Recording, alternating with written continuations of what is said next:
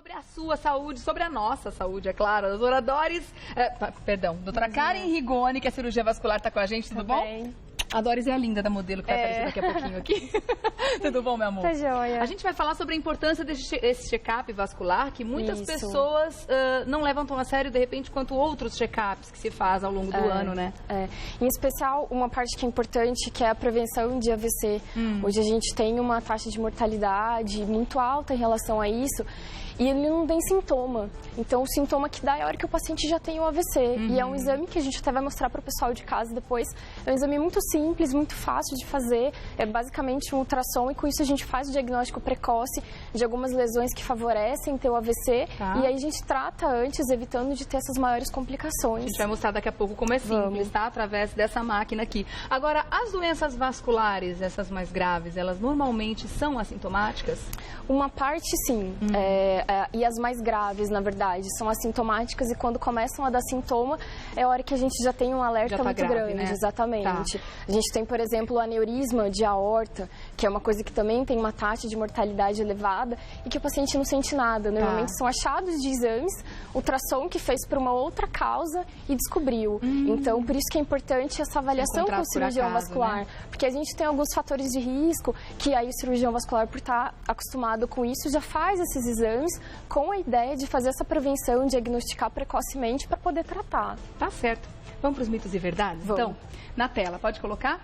Além do AVC, há outras doenças vasculares que podem levar à morte. Verdade. Verdade? Como eu te falei, acabei de citar o aneurisma, que é uma doença completamente inocente, digamos assim, de sintoma. O paciente não sente nada.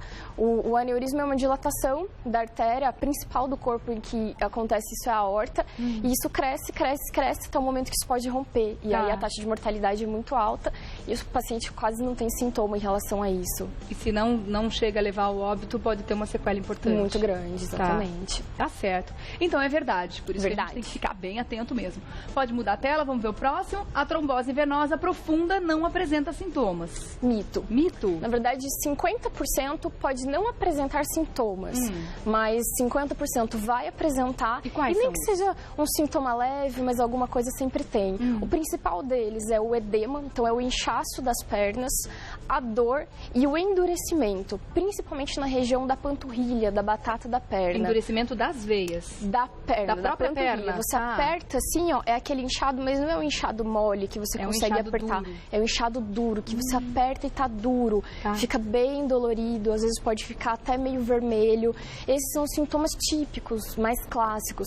Mas pode ter sintomas mais leves, uma simples dorzinha, tipo aquele repuxãozinho que teve, ficou doendo, aí fica naquela. Então, sentiu dor na perna, aquela dor estranha, precisa investigar. Precisa fazer um ultrassom, que é esse mesmo aparelhinho, fazer uma investigação para ver se não tem nenhuma trombose. E esse edema tem um momento para acontecer? Por exemplo, se a pessoa fez uma viagem longa, ficou muitas horas sentada, ou se a pessoa trabalhou muito tempo em pé. O início é já no momento da trombose mesmo. Assim que o coágulo, que é a trombose, a formação de um coágulo dentro da veia, a partir do momento que isso ocorre e dificulta a circulação venosa daquela região, o edema já passa a existir junto com ele a dor e todos os outros sintomas. Então, você viajou e teve a trombose relacionada à viagem, aquela dor já vai ser logo na sequência mesmo, não é um mês depois. Tá. E esse já é o momento de procurar ajuda quanto antes, porque significa que a doença já está começando a dar sintomas importantes. Exatamente. E pode vir uma coisa pior na sequência. Nessa fase inicial, de até 14 dias, que a gente considera uma fase aguda da trombose, é quando a gente tem o risco de embolia pulmonar. Tá. Olha só a importância da gente prestar atenção nesses sintomas, né? Desde um desconfortozinho leve até uma dor mais intensa como essa. Vamos mudar? O check-up vascular identifica os principais sinais que provocam as doenças e a existência de problemas vasculares. Verdade. Verdade. Então, igual a gente falou, sentiu aquela dorzinha, alguma coisa, às vezes acha que não é nada, vai no médico, faz o exame, pronto, já diagnostica a trombose. Ou não estava sentindo nada, mas tem alguns fatores de risco, resolveu ir ao vascular, que pediu os exames, fez todo um check-up vascular, descobriu a parte relacionada ao aneurisma, ou de repente uma pessoa que para suas atividades, caminhava, fazia tudo normal, mas vai na consulta com o vascular, já diagnostica que a circulação da perna não tá boa. Da parte de varizes, vê que tem umas varizes que tá colocando em risco de romper e sangrar, correndo risco de levar trombose mesmo. Então, várias das coisas que às vezes a gente passa despercebido, fala, mas isso aqui é normal, isso aqui não é nada. Futuramente... Eu sempre tive isso, eu não sei quanto tempo exatamente. aqui. Mas essas vezes estão aqui já há tanto tempo. Se acostuma mas com o sintoma, podem dar problema. Uma hora pode dar problema. Por isso que é sempre bom investigar, né? Vamos ver o próximo. A trombose aumenta o risco de embolia pulmonar. Verdade. Verdade. A trombose venosa profunda é a principal causa, na verdade, de embolia pulmonar. E como eu citei anteriormente, quem tem a trombose tem aqueles sintominhas. Os primeiros 14 dias do início dos sintomas é que essa fase realmente é de maior risco para embolia pulmonar. O que é a embolia pulmonar? É aquele coágulozinho que se formou dentro da veia, principalmente das veias das pernas que a gente tem. Por algum motivo ele se solta e aí ele percorre toda a nossa circulação e para lá no pulmão. É por isso a embolia pulmonar. E no pulmão ele causa essa falta de circulação, falta oxigênio, nutrientes e morre, causa um infarto pulmonar. Infarto naquela região. E isso pode ser da mesma maneira na perna, desde sintomas leves, como uma falta de ar, uma tossezinha, um leve desconforto, como em casos mais graves pode até levar a óbito mesmo. E por que esse trombo se forma? A gente consegue entender? É uma questão alimentar, é genética, o que é? Na verdade, é um somatório de fatores. A gente tem várias causas que levam à formação de uma trombose. A gente precisa de algumas delas. Então, ou a gente tem alguma lesão ao vaso, então, às vezes, algum procedimento cirúrgico, algum trauma, alguma coisa que fez uma lesão à parede do vaso. Quer dizer, todos nós temos, então? Todo mundo pode ter. Qualquer pessoa pode ter. Alguma alteração na viscosidade do sangue. Então, aí entra os fatores genéticos, que a gente chama de trombofilia, que algumas pessoas têm essa propensão a ter um sangue mais viscoso, a formar coágulos. Então, essas coisas juntas, elas vão se somando. Então, a gente tem, com o aumento da idade, isso favorece. A presença de câncer aumenta o risco. Então, a gente nunca é uma coisa sozinha. A gente vai sempre somando coisas que aumentam a chance da pessoa ter uma trombose. E aí, forma o coágulozinho, que pode ficar ali e não causar nada mais grave, como pode ir para o pulmão, realmente, e ter algumas consequências mais graves. Então, isso é verdade. Vamos para o próximo? Vamos lá.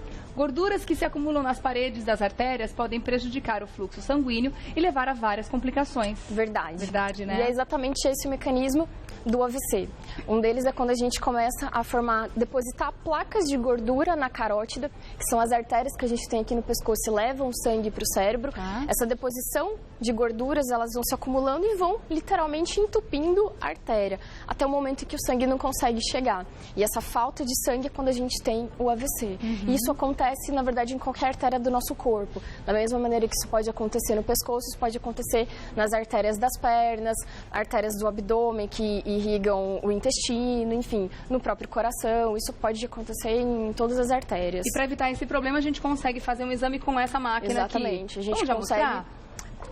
Como é que funciona, então, doutora? É um ultrassom, na verdade, mas ele chama... tem o Doppler, que serve para a gente avaliar essa parte relacionada ao vaso sanguíneo realmente. Então, o que eu vejo nele? Você consegue vir aqui um pouquinho para mim? Quando a gente tem a deposição de placas de gordura, a gente consegue observar no exame. Então, eu não sei se vocês... Sim, caso o pessoal consegue ter noção do detalhe? É a artéria, que no caso dela tá toda limpinha, bonitinha. Mas quando a gente, às vezes, tem placas de gordura, elas se aparecem aqui mesmo, como montinhos de gordura. É mesmo? Dá pra ver assim? Dá pra ver. E quando a gente liga a cor, vou ver se o pessoal de casa vai conseguir ver aí. Quando a gente liga a cor, a mesma maneira, isso a gente consegue ver o fluxo. Exatamente. Olha, quando eu falo, fica tudo colorido. Fica. E quando a gente coloca o que a gente chama de Doppler, que é pra gente ver... A pulsação. Não sei se o pessoal consegue ouvir de casa. Isso mede a velocidade. Então, o que acontece? Quando a gente tem uma alteração, que é a plaquinha de gordura que está entupindo, é só você imaginar, o sangue, ele tem uma dificuldade para passar. Então, ele aumenta a velocidade. Isso então, força o coração?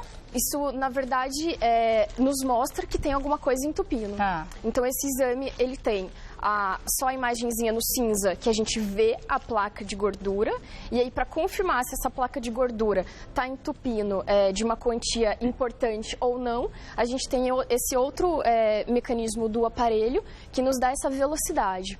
Quando a velocidade está aumentada, isso significa que o sangue está tendo muita dificuldade para passar. Tá. Então, a gente chama de uma estenose significativa. Aquela obstrução está sendo importante e pode, sim, gerar um AVC, porque está com o fluxo sanguíneo diminuído. Tá. Se a gente tem a presença da plaquinha, mas a velocidade ainda está normal, significa que a gente ainda não está num risco tão grande. A gente faz o tratamento com alguns medicamentos que não conseguem limpar isso que já existe, mas ajuda a evitar que isso aumente. Então, protege de ter um AVC futuramente. Tá certo. E esse mesmo exame ele pode ser feito nas artérias da perna, de todo o corpo, para a gente poder avaliar. É o que a gente vai mostrar agora, né? Daqui a pouquinho. Vem cá, pode entrar a Doris, linda, que é a modelo que vai mostrar hoje pra gente como fazer esse outro exame.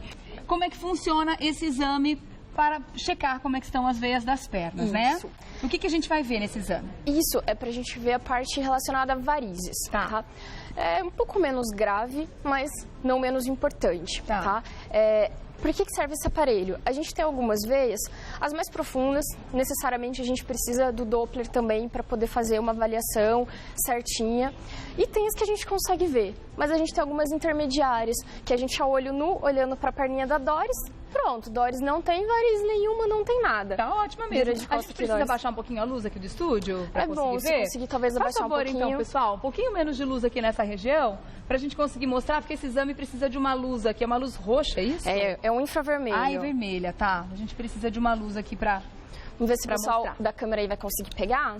Obrigada, meninos. Não sei se vocês conseguem. Ah, dá sim, dá pra ver. Olha lá. Gente, é impressionante, parece que tira a pele da frente, né? Que a hora que a gente pega a olho nu, ela não tinha veia nenhuma. E a hora que você olha aqui, perfeito. Já Isso tem significa uma o quê, doutora? Veia grande. Isso significa que ela precisa pensar em começar a tratar. Não são varizes avançadas, mas são essas pequenas veias que podem evoluir para varizes. Tá? Essas pequenas veias, às vezes já causam aqueles sintomas de um peso na perna, um cansaço na perna. Um inchaço, de repente. Um inchaço, às vezes quem fica muito tempo em pé ou muito tempo sentada, que chega no fim do dia com aquele desconforto, parecendo que tem um peso na perna. Isso, o que a gente olhando, mas é uma coisa tão pequena, mas já é suficiente. Pode evoluir. Pode evoluir. A Dori já ficou meio preocupadinha. Pode o dia inteiro em pé. Pode evoluir. Mas o que ela pode fazer? Chega em casa, colocar o pezinho pra cima, pezinho pra cima, ajuda. Meia elástica. A famosa meia elástica que todo mundo fala mal. Que elas estão mais bonitinhas agora, olha só. Ajuda muito. Né? Ajuda muito. O pessoal que fica muito tempo em pé. Quando que a gente deve usar meia elástica?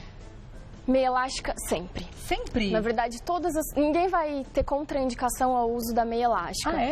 Claro que assim, as pessoas que já têm varizes ou que já têm os sintomas, têm uma indicação maior. Tá. E também não quer dizer que porque usou meia elástica, nunca mais eu vou ter varizes ou eu nunca vou ter nada. Você tá prevenindo, a meia elástica, exatamente. Quem tem genética deve usar. Exatamente. A meia elástica, ela posterga a evolução das varizes. Tá. Mas em termos de sintoma, alivia para todo mundo. Então, todo mundo que fica muito tempo em pé, muito tempo sentado, é nítida a diferença. Passou o dia com a meia elástica, vai chegar em casa, tira a noite, a perna tá aqui, você não sente nada. Tá bom. E igual você falou, hoje em dia, não é mais só usar uma meia que às vezes a gente esconde, porque a meia já não é tão bonita. Só sapato fechado. Hoje não. Hoje a gente tem algumas meias que são super bonitas. Você coloca com saia, que fica bonito, ninguém nem vai imaginar que você tá usando meia elástica. Tem pros homens também? Tem pros homens também, que ninguém vai nem perceber que tá usando meia elástica. Obrigada, minha linda. A gente vai para as perguntas agora. Obrigada, viu, Doris? Vamos lá para as perguntas das pessoas de casa? Pode colocar. Maria Eduarda Silveira. Tenho hipertensão e tomo remédios controlados. Minha mãe faleceu por conta de um AVC. No meu caso, quais exames preciso fazer para prevenir problemas futuros e de quanto em quanto tempo são recomendados? Tá. Isso daí a gente já repetiu bastante em relação ao exame. Então, assim, em termos de exame, para ver é o ultrassom inicialmente das carótidas para ver se tem essas placas de gordura, algumas coisas que levem a um risco maior do AVC. De quanto em quanto tempo? Depende do nosso resultado. Se já é um exame normal, como o seu, por exemplo, você pode repetir a cada uns 2 anos, se tiver tudo bem. Eventualmente, já começou a aparecer uma plaquinha de gordura. Mesmo que sem um significado muito importante, mas já tem uma plaquinha de gordura, a gente diminui isso de, no máximo, ano em ano, ou se já tiver num valor meio limite, no máximo de 6 em 6 meses a gente repete. Ir acompanhando, exatamente. Né? Tá, e o caso ela toma remédios controlados, isso pode ter algum tipo de Na verdade, intervenção nessa pode, questão? Porque a pressão alta, ela é um fator de risco também para o AVC. Então, outra coisa que ela precisa, além desse acompanhamento com o vascular, o acompanhamento com o cardiologista, para manter a pressão sempre controlada, né? Sempre num nível bom, porque a pressão aumentada, os picos hipertensivos que a gente chama, são de risco para AVC. Tá certo. Próxima pergunta, obrigada, Maria Eduarda. Lisete Gomes quer saber o seguinte: que tipos de cuidados as pessoas que já têm problemas cardíacos precisam ter? Na verdade, os cuidados todo mundo deve ter, mas quem já tem o problema precisa ter isso um pouco mais intenso. Alimentação saudável, atividade física, controlar a pressão. Então, as pessoas que já têm os problemas cardíacos, tentar manter a pressão entre 12/8, que é o recomendado. A parte de colesterol, ter isso muito controlado também. Quem tem diabetes, porque assim, às vezes a pessoa tem hipertensão, diabetes, mas ainda não tem um problema cardíaco. Então, esse limite para o controle, ele é um pouquinho mais flexível. Para quem já tem, isso é mais agressivo, a gente chama. Tá. E focar muito na atividade física e uma alimentação saudável. Tá certo. Obrigada, Lisete, pela sua pergunta, viu? Vamos ver a próxima. Elaine Pereira. Estou acima do peso e tenho diabetes. Por isso, e agora estou entrando em dieta e resolvi fazer academia. Apenas uma avaliação física com o personal trainer adianta ou preciso me submeter a outros exames para ter certeza de que estou apta? Boa pergunta, né? Boa pergunta. O que acontece? Esses são apenas alguns dos fatores que ela citou. Isso a gente pode ter vários outros que às vezes nem foram citados. Ela pode ter varizes, pode ter a pressão alta, outras coisas. Então, para a pessoa começar a fazer uma atividade física, sempre é interessante uma avaliação médica antes, tá? Claro, o personal trainer é importante, ele vai ajudar na escolha dos exercícios, a fazer os exercícios. Mas a gente precisa ver como é que está a capacidade cardíaca, pulmonar dessa pessoa antes de fazer as atividades físicas. Da nossa parte vascular, a gente precisa avaliar como é que está a circulação das artérias, a parte das veias, de varizes, antes de fazer a atividade física. Então, a atividade física, ela é sim muito importante, mas sempre com orientação médica antes e, claro, depois com o pessoal da academia, o personal trainer junto. Ainda que no caso dela, ela já tem um histórico importante. Ela está acima do peso e tem diabetes. Exatamente. Mas não é porque a pessoa está magrinha, não tem diabetes, que significa que ela não tenha nada na questão vascular. Precisa investigar da mesma forma. Sim.